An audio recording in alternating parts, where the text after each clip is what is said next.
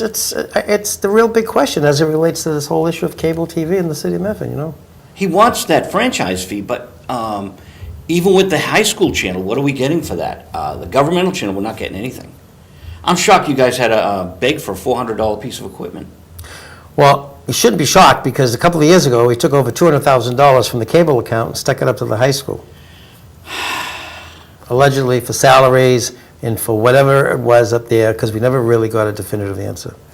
An attorney that was on the school committee told me he filed a public records request and got something. He said if he can find it, he'll send it over to me.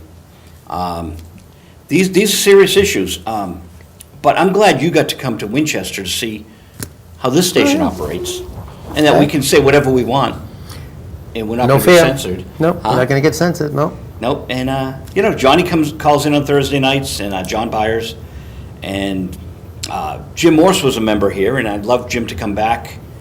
And this is a great place, and to have Pat Jalen here is just a wonderful thing. Suggestion for you. Yep.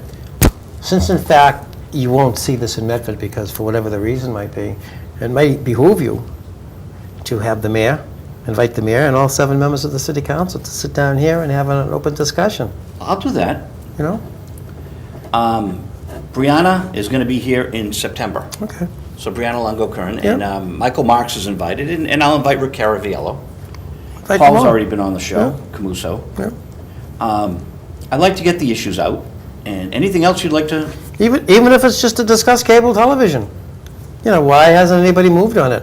You know, why haven't you put your appointment on there? You know, and I wouldn't want the mayor to think this is going to be a bashing on him, but vice versa. And maybe the only way they put everybody in the room together, in a neutral piece of property.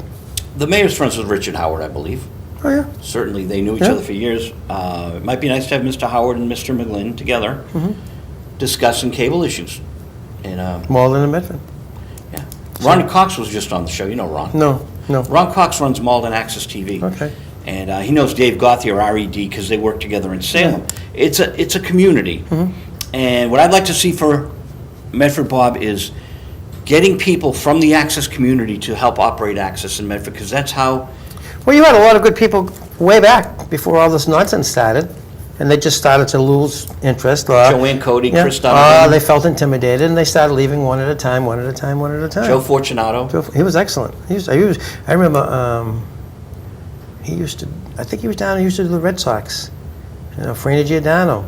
You know, and Pat Fiorello was on the board Yeah. of directors. You know, Pat was a good guy, you know. Unfortunately, he just, I don't know what they did to him. I think he got a touch of Alzheimer's at the end. He may have had that, you know, but listen, he wasn't a mean-spirited guy. He just wanted his show. He was a dear friend of mine. That's it. I He's hang out at wanted his his house show. with him. I asked his estate for the old videos, but I haven't heard back. But I have 5 or 6 of his episodes. Okay.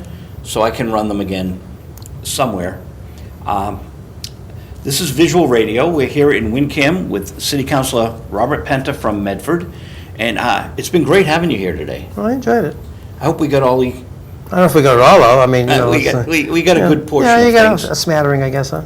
Okay, and live from Winchester Community Access and Media, have a great summer. Rest of the summer. Thank you. And that's our show. That's it.